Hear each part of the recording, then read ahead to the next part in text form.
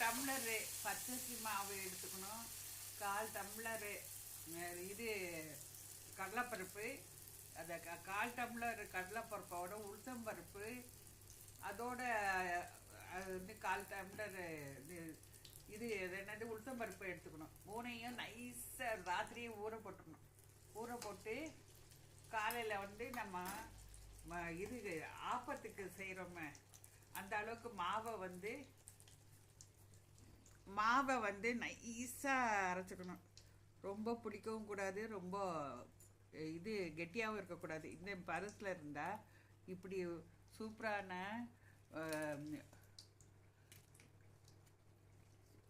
வந்து இது அவ்வளோ கிரிப்ஸியாக இருக்கும். இப்படி நம்ம உடச்சி பார்த்தா அவ்வளோ கிரிப்ஸியாக இருக்கும். இப்போ காட்டுறேன் பாருங்கள்.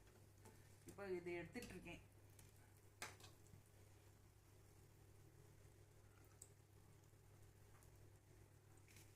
பாருங்க, எண்ணெயும் குடிக்காது, அப்படி உடையும்.